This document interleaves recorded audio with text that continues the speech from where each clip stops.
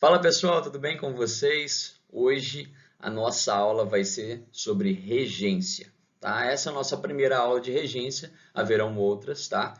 Então hoje vai ser um princípio básico do que é regência, né? E eu vou dar alguns exemplos práticos para vocês e a gente vai analisá-los aí, ok?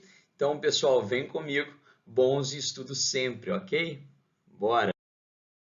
Bom, pessoal, vocês têm que ter em mente que o texto, né, é uma construção como um quebra-cabeça, né? As peças elas se encaixam na formulação de uma imagem, né?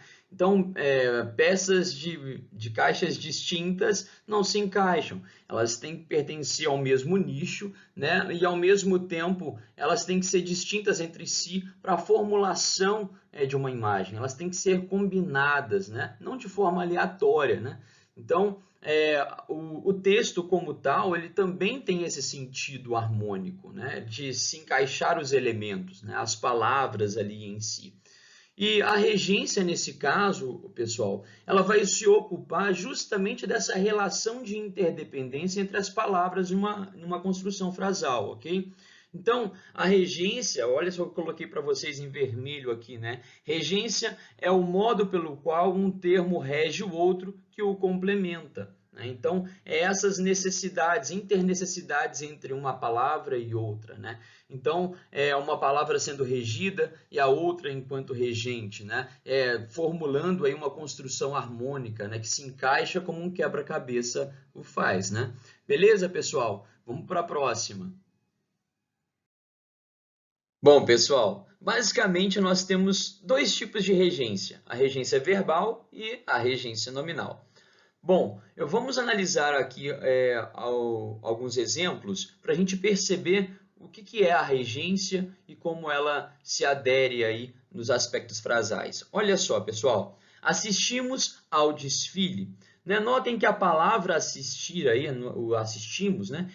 Exige complemento. Quem assiste, assiste a alguma coisa, né? Então, assiste a quê? Ao desfile. Então, nós temos várias regências para o verbo assistir. Nesse caso, o verbo assistir ele tem sentido de ver, não é isso? Então, o verbo assistir no sentido de ver, ele é preposicionado, olha lá. Então, ele exige a preposição a. E essas relações entre o termo regente e o termo regido, né, esses detalhes, né, que exige, se o termo regente exige a preposição, né, do termo regido, e enfim, essas relações se tratam da regência, ok? Desse comportamento entre os termos dentro de um período, dentro de uma oração, ok? Então, vamos lá, olha lá a regência nominal. É um homem propenso à queda, né? Então, por que nós temos aqui uma regência nominal? A palavra propenso é um adjetivo, né, relacionado aí à palavra homem, né? Então, a palavra propenso, ela exige um termo regente, ela não está completa em seu sentido. Propenso a quê? Né? Ela exige um complemento. E esse complemento também deve ser preposicionado, né? Propenso a quê? A queda. Então, notem que esse termo adjetivo, ele exige um complemento e esse complemento tem que ser preposicionado, ok? Então, essas relações, pessoal, entre um termo e o outro, né? As necessidades de um termo para com o outro, a gente está tratando da regência, ok? Então, fiquem ligados nisso, né? Principalmente aí, vocês viram, né? Quando exige-se a preposição e quando não exige, né? Então, a gente tem que ficar ligado nisso, tá? Então, eu vou falar bastante de preposição aqui, né? Então, tomem cuidado, porque é preciso ter esse conhecimento prévio do que são as preposições, ok? Bora para a próxima? Bom, pessoal, então resumindo o que a gente falou até aqui, né? Então, num período, os termos regentes ou subordinantes, substantivos, adjetivos e verbos, reclamam termos regidos ou subordinados que lhes completem ou ampliem o sentido, né?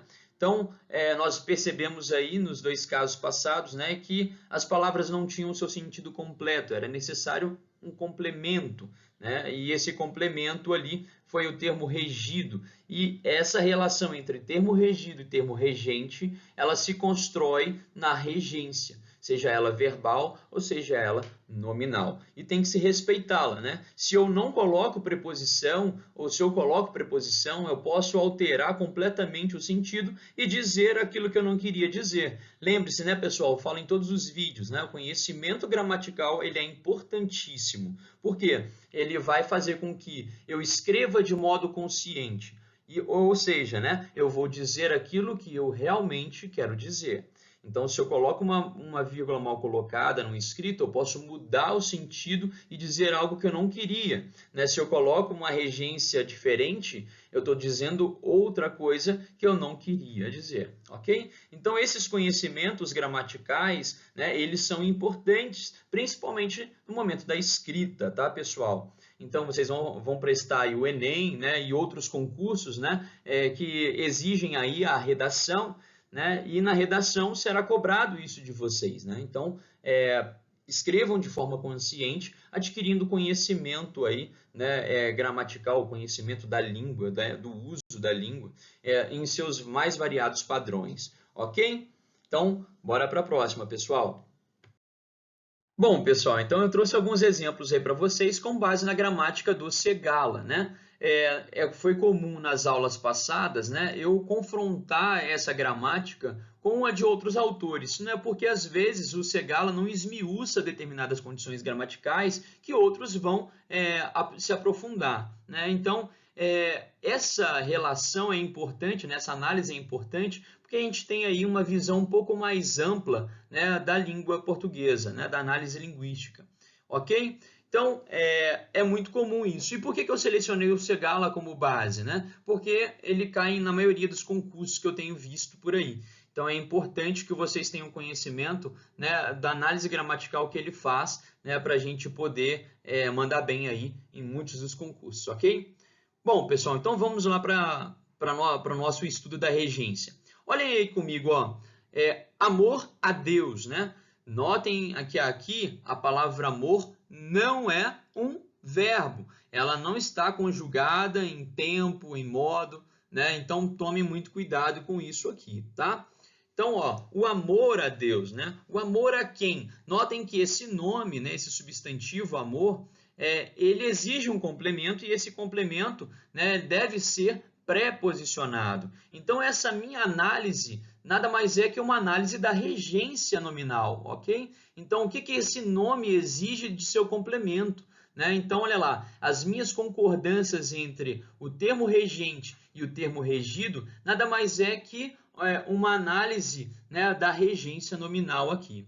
Então, olha lá, amor a quem? Amor a Deus. Então, se eu tenho um complemento do nome, esse complemento se chama complemento nominal. E é regido aí, nesse caso, pela preposição a, ok? Bora para a próxima. Comprei joias, né? Notem aí que o verbo comprar, ele exige um complemento. Quem compra, compra algo, né? E nesse caso aqui, esse verbo, ele não exige a preposição. Trata-se, então, de um complemento não preposicionado, que é o objeto direto, ok? Gostam, né? Notem aí, ó, gostam de festas. Né? O verbo gostar, ao contrário do verbo anterior, né, ele exige aí uma preposição. Quem gosta, gosta de alguma coisa. Né? Então, notem que essa análise que nós estamos fazendo é justamente a análise das necessidades do termo regente. Né? E o seu complemento ali, a sua colocação correta, né, nada mais é que uma concordância com a regência do verbo aí. Então, quem gosta, gosta de alguma coisa. Nesse caso, de festas, que é o nosso objeto indireto. Resíduo. O verbo residir, pessoal, ele é um verbo intransitivo. Né? Por mais que se pareça que ele exige complemento, né? Há alguns gramáticos, né, como o Evanildo Bechara, que vão dizer que o termo que vem em seguida aí, que é um adjunto adverbial, ele é um adjunto adverbial complementar. Ele complementa também o sentido desse verbo, além de agregar a este verbo uma informação. Né? Mas nós vamos focar aqui agora no Segala e ele vai trazer esse verbo como um verbo intransitivo e o que vem em seguida simplesmente como adjunto adverbial, porque agrega ao verbo um sentido de lugar, ok? Então, olha lá, resíduo em Juiz de Fora, né, precedido aí da preposição em, ok?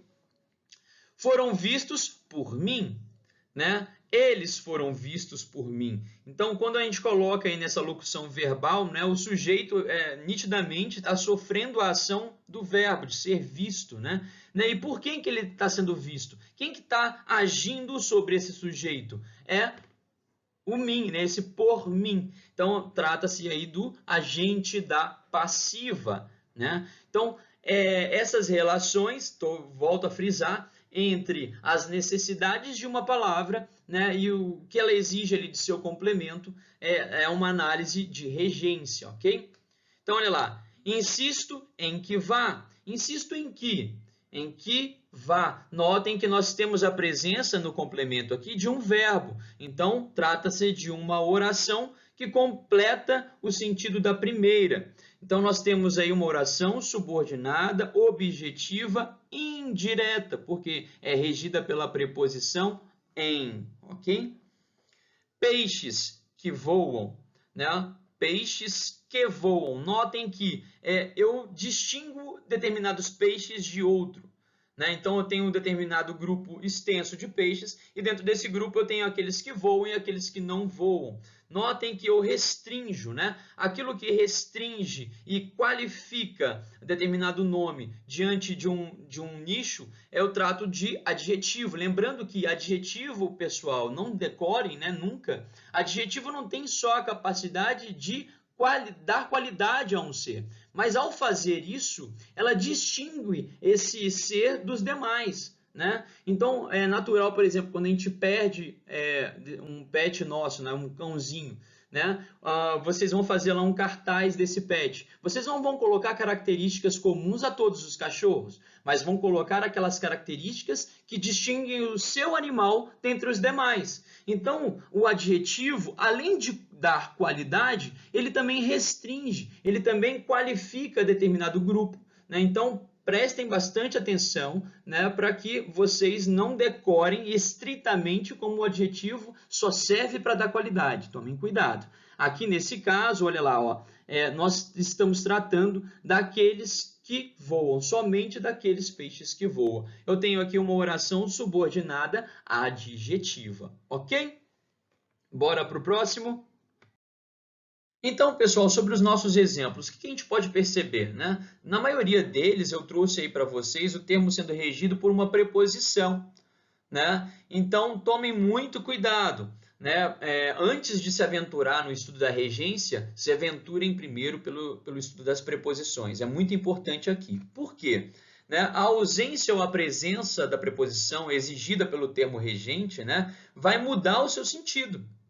Ok? Então, por exemplo, o verbo assistir. O verbo assistir com o sentido de ver, ele exige a preposição. Porém, no sentido de prestar assistência, não é exigido. Ou pode ser exigido, é facultativo.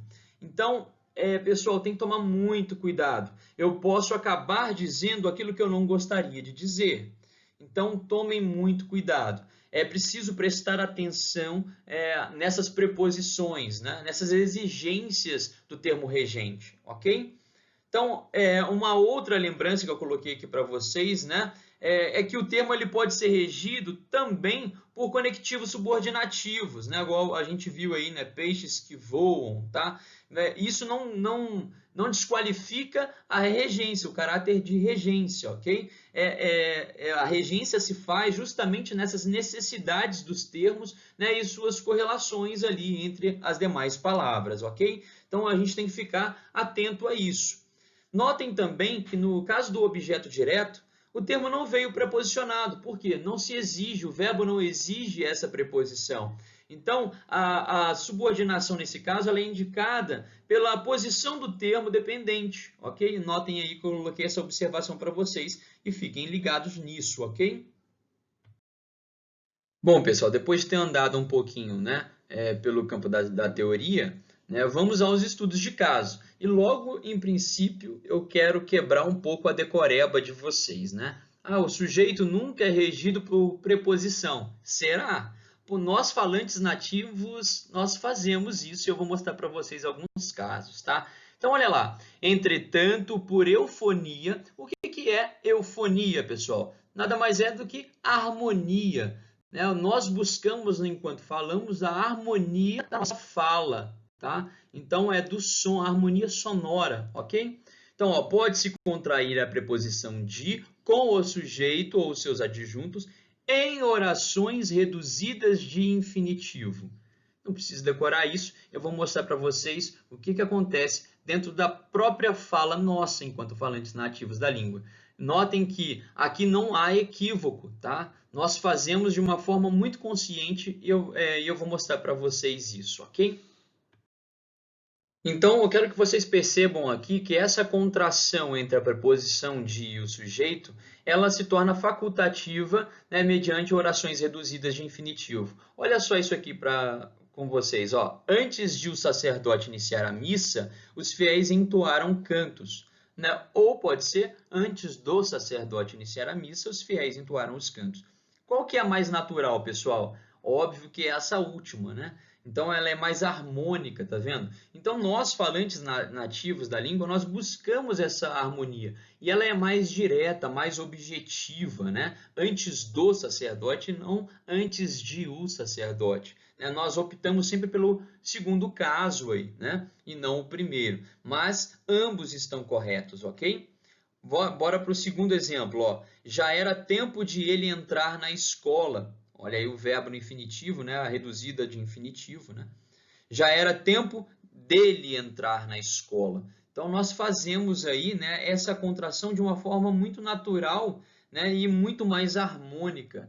Né? Nós buscamos, enquanto falantes nativos da língua, essa harmonização da pronúncia, né, da fala, da objetividade da fala, da objetividade do anúncio, do que está sendo anunciado. Né? Então, nós queremos que o outro nos entenda cada vez mais rápido. Né? Então, a gente tenta fazer determinadas contrações para que essa informação chegue mais rápido ao indivíduo, ok? Então, por essa razão. Então, não está equivocado, as duas estão corretas. Tá? A gente vai fazer uma análise um pouco mais profunda a seguir e prestem bastante atenção nisso, né, antes de julgar aí, alguns colegas, tá? Bora lá comigo. Bom, pessoal, o que a gente pode então dizer desse tipo de contração? Que ele é natural no falante da língua, né? Os escritores já faziam isso já há mais tempo, né? Tanto os portugueses quanto os brasileiros. Então, já é de uso linguístico, né? Já há muito tempo. E nós temos que perceber o seguinte, há uma vantagem aqui. Né? Se a gente utiliza os hiatos, né?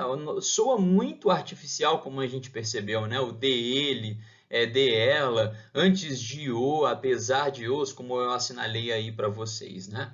Então, é artificial. Então, o falante ele não quer fazer com que a sua língua soe como algo artificial. Não. Nós queremos ser mais naturais possível e transmitir o nosso conteúdo de uma forma mais natural, mais objetiva, clara. Né? Então, a gente evita esse tipo de artificialismo, né? Que são os hiatos aí, ok? Então, tomem cuidado na hora de corrigir alguém, né? Perceba a situação comunicativa que vocês estão, né? Para que vocês não também sejam acometidos pelo preconceito linguístico, ok? Então, tomem cuidado com isso, né? E vamos prosseguir em nossos estudos. Então, vale ratificar aqui uma coisa, pessoal. Né? Nós fazemos essa contração entre a preposição de e o sujeito, né? Em orações reduzidas de infinitivo, né? Justamente porque é mais natural, é mais claro, é mais objetivo. Né? E não porque é equivocado, é vulgar, não por esses motivos. Tá? Então tem que tomar um pouco de cuidado. Tá? E principalmente na hora de corrigir alguém, né? Então, perceba a situação comunicativa, vê se ela não se adequa à situação, né? Então, a gente tem que tomar determinados cuidados, sem sair aí julgando o outro e, sobretudo, julgar de forma equivocada, né? Corrigir o outro de forma completamente equivocada, tá? Então, nesse caso, é completamente aceitável, né, a junção, a contração entre a preposição de e o artigo que precede o sujeito aí, né, em casos, né, de orações reduzidas de infinitivo.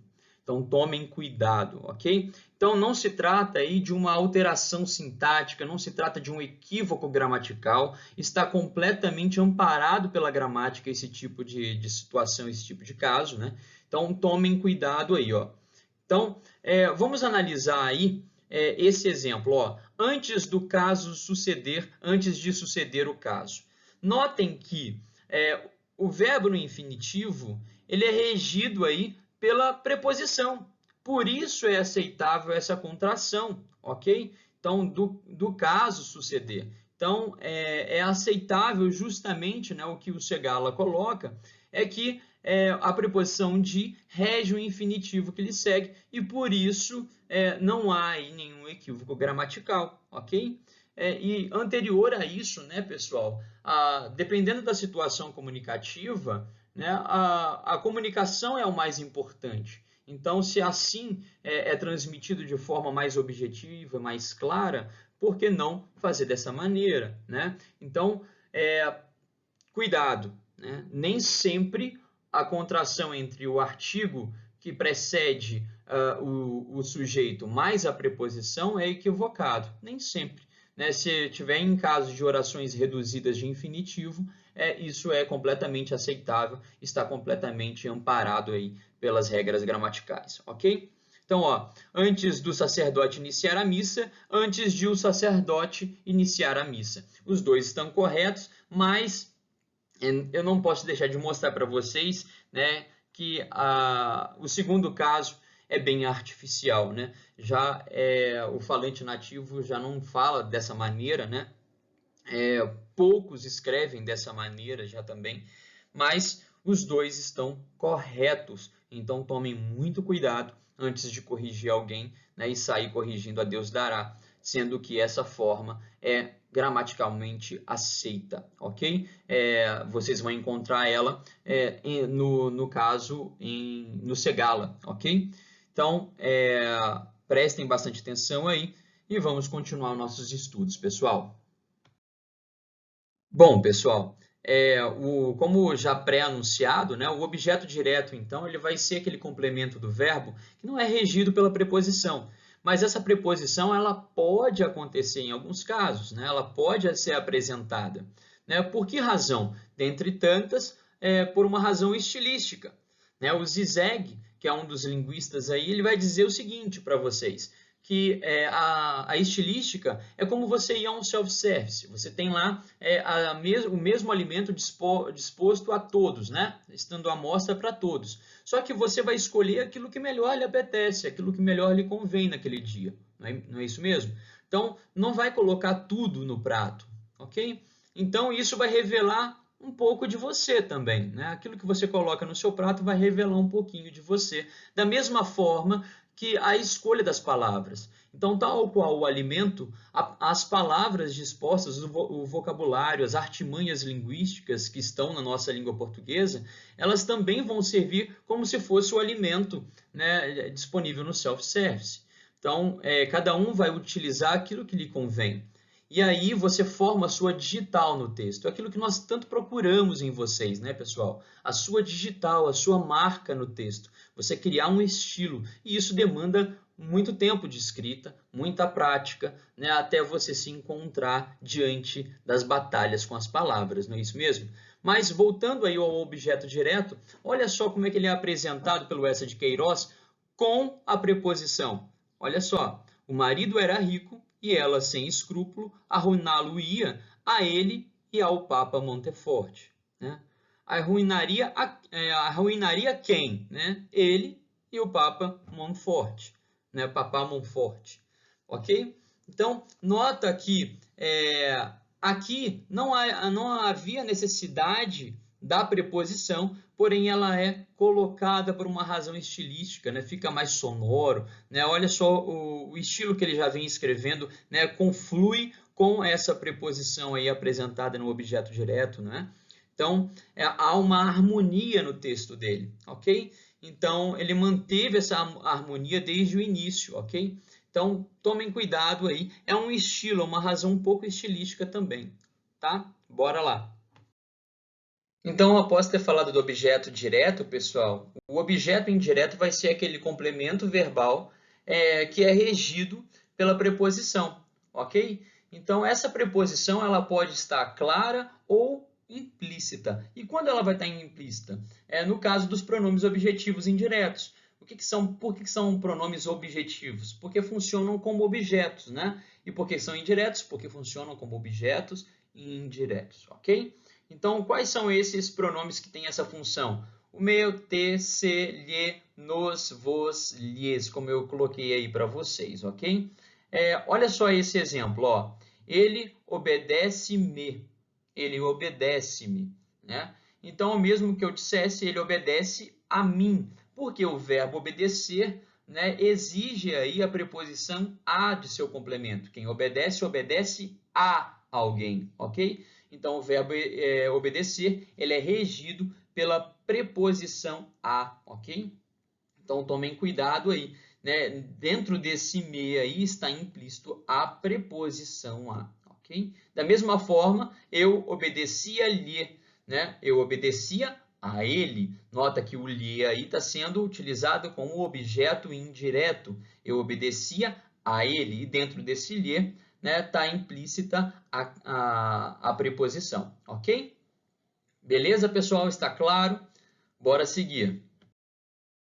Em se tratando de objeto indireto, pessoal, eu queria mostrar algumas aplicações, né, dentro da nossa literatura, né? E olha só que ousado, né? Alguns escritores, eles não deixam explícitas, né, as preposições, né? E aí confrontam, né, a própria gramática, né, as próprias regras, né, gramaticais.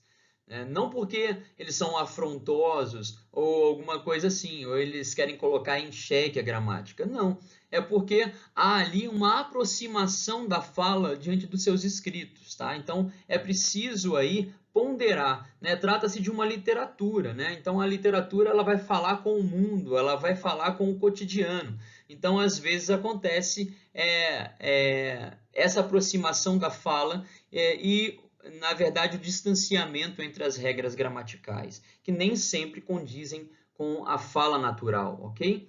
Então, vamos ver alguns casos aí, ó. Não se dignou abrir os olhos, né? Do Geraldo Vieira, ó. Não se dignou abrir os olhos. Não se dignou de quê? De abrir os olhos, né, pessoal? Então, houve a omissão da preposição de. Esqueceu-se que tem 50 anos, né, do Castelo Branco, ó. Camilo Castelo Branco. Então, esqueceu-se de quê? De que tenho 50 anos. Né? Então, ambos concordam que essas ideias não tinham senso comum, do Machado de Assis. Ó. Então, ambos concordam em quê? Em que essas ideias não tinham senso comum. Então, houve a omissão dessas preposições. Né? Mas não é pelo desconhecimento, a gente não pode afirmar que é pelo desconhecimento das regras gramaticais. Tá? Às vezes é sobre isso que nós estamos falando, né? Sobre a aproximação da fala real, da fala cotidiana, ok? Mas lembrem-se que, apesar dessas ocorrências, a língua culta formal, ela prevê, no caso, a presença da preposição, ok? Então, coloquem a preposição em casos de objeto indireto. Então, bora continuar, pessoal. Então, pessoal, em se tratando dessa interdependência entre as palavras, né, as necessidades de um termo perante outro, né, ou seja, em se tratando da regência, a gente não poderia colocar de lado os pronomes objetivos. Né? O que são os pronomes objetivos mesmo? São aqueles pronomes que têm função de objeto. Né? E são eles aí, eu coloquei para vocês alguns. O os, o a, o as, o lhe e o lhes. E a gente vai falar deles um pouquinho agora, ok, pessoal? Então, como tal, né, como pronomes, eles vão ter aí também uma função de substituir um substantivo dito anteriormente, mas de mesma função, ok?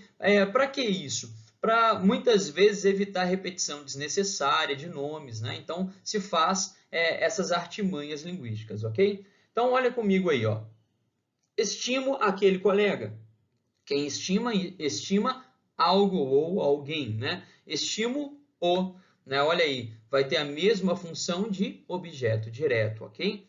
Convido os amigos, convido-os, né? Quem convida, convida alguém. Convido os amigos. E da mesma forma, convido-os, tendo aí a mesma função de os amigos, né? O os tem a mesma função de os amigos, que é o objeto direto, ok? Então, deixa o menino brincar. Deixa-o brincar. Então, deixa quem? O menino. Então, deixa o, mesma coisa, né? Objeto direto. Então, não muda, tá? Vai ser substituído pelo pronome, né? Mantendo aí a mesma função, ok? Então, pessoal, bora para o próximo assunto.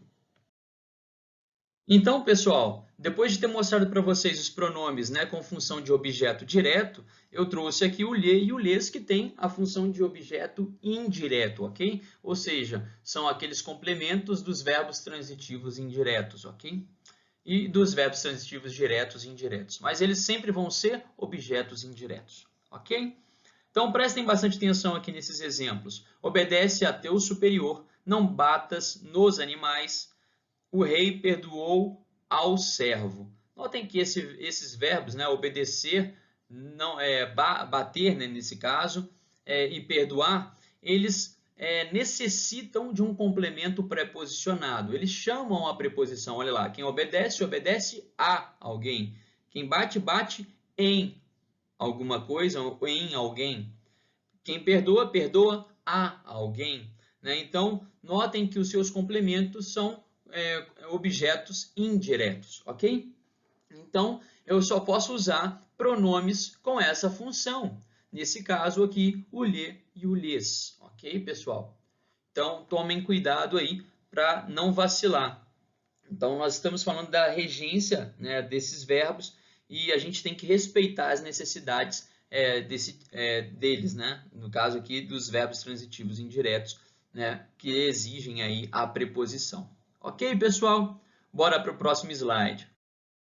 Então, pessoal, eu trouxe aqui para vocês alguns casos em que vai haver alguns verbos transitivos indiretos que vão repelir o pronome lhe, né? Por que isso acontece, né? Nós, falantes nativos, somos muito inteligentes, né? E às vezes vocês vão perceber uma quebra sonora, um conceito não objetivo quando a gente faz essas formulações. Então a gente opta, né, por construir com as formas retas mesmo e pré-posicionada. Porque é mais direto, fica mais fluido a fala, não há quebra sonora, né? Então, ó, aspiro ao título, aspiro-lhe, fica estranho, né? Aspiro a ele, né? Então, ó, optamos aí, geralmente, na fala, por essas formas retas, né? Porque elas são mais sonoras, né? São mais naturais, ok? Então, ó, assistimos à festa, assistimos a ela, refiro-me a João, principalmente esses casos, né, em que o verbo é pronominal, né? Refiro-me-lhe, né? Fica estranho, é inconcebível, fica difícil de falar, né? Então, nós optamos pela forma reta, né? E preposicionado, né? Então, olha lá, refiro-me a João, refiro-me a ele, ok, pessoal? Então, é mais sonoro. Então, o falante nativo, ele é inteligente. Ele não quer falar de forma quebrada. Essas quebras, elas podem prejudicar a comunicação, porque prejudicam a fala muitas vezes, né? Então, fiquem atentos a isso, ok, pessoal? Bom, pessoal, então no item 3 a gente viu, né, que existem verbos transitivos indiretos que repelem aí o pronome oblíquo, né, e acabam sendo construídos, né, por pronomes retos preposicionados. Aqui nesse caso é o contrário. Nós temos aí alguns verbos que vão ser construídos com os pronomes oblíquos e que não podem ser construídos com os pronomes retos, ok? Então, olha só comigo aqui, ó. Deixe-me ver. Né? Então, a gente não vai construir deixe ver ele, né? Então, fica estranho, sou estranho. É mais objetivo essa construção com os pronomes oblíquos do que com os pronomes retos, ok? Então, lembrem-se que o falante nativo da língua, ele não é só sentido e só objetividade. Ele também tem uma outra questão, que é a sonoridade. Se a sonoridade é agradável, né, nós tendemos a utilizá-la, ok? Então, ó, deixe-o sair, deixe-a levar o presente, faça-os andar, mande-as entrar, veja-os sair todos os dias. Então, eu fiz um resuminho aqui para vocês, né? Ó, os verbos deixar, fazer, mandar e ver na língua culta constroem-se com os pronomes oblíquos me, o, a, os, as, e não com os retos eu, ele, ela, eles, elas. Ok, pessoal? Então, uma grande dica aqui para vocês, ok? Então, bora lá, bora para seguir aqui. Então, notem, pessoal, com tudo que a gente tem falado agora, que a gente tem que ficar ligado nos termos regentes e o que eles exigem, se exige ou não preposição, né? No caso das orações adjetivas, não vai ser diferente, a gente tem que ficar ligado no verbo que constitui elas e na necessidade desses verbos, ok? Olha só nesse caso aqui, pessoal, trouxe alguns exemplos para vocês. Aspiro a um cargo. Eis o cargo a que aspiro, né? Quem aspira, aspira a alguma coisa, né? Aspirar no sentido de desejar, almejar, né? Então, ele é regido pela preposição a. Então, a gente tem que tomar cuidado. E não é porque a gente está trabalhando aqui com uma oração adjetiva que vai inibir a utilização da preposição, tá? Muito pelo contrário, vai continuar existindo, tá? Então, ó, gosto de festa, eis as festas de que gosto, né? Então, tomem cuidado aí, tá, pessoal? Vai continuar exigindo a preposição. Então, são coisas que vocês têm que ficar ligados aí. Entretive-me com ele. Este é o amigo com quem me entretive, né? Quem se entretém com algo ou com alguém, né? Então, prestem bastante atenção nas exigências que os verbos dentro das orações adjetivas fazem, que aí vocês vão ter que utilizá-la antes aí dos pronomes relativos, ok? Beleza, pessoal? Então, bora para a próxima. Então, vamos para o nosso quinto caso, né, das orações completivas nominais. Sabemos que os complementos nominais, né, pessoal, eles são regidos por preposição normalmente, né? Porém, há alguns casos, né, recorrentes aí na língua portuguesa, né, sobretudo aí com os escritores, né, que acabam por omitir essas preposições. E a gente vai perceber elas, né, e perceber o porquê disso, né? Olha só, no nosso primeiro caso não acontece isso, né? Tínhamos certeza de que João era inocente, né? A palavra certeza aí ela não tem sentido completo e esse sentido é completado nessa expressão, né? De que João era inocente. Essa expressão é o nosso complemento nominal, está completando o sentido de certeza. Certeza de quê, né?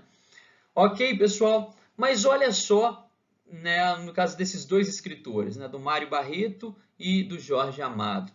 Olha só no primeiro caso, tenho medo que minha mãe me repreenda. Quem tem medo de alguma coisa, né? Notem que a preposição de, ela foi omitida nesse caso aí, né? Por que razão, pessoal, que isso acontece? É muito pouco provável que o Mário Barreto ele desconheça as regras gramaticais, tá? É muito pouco provável.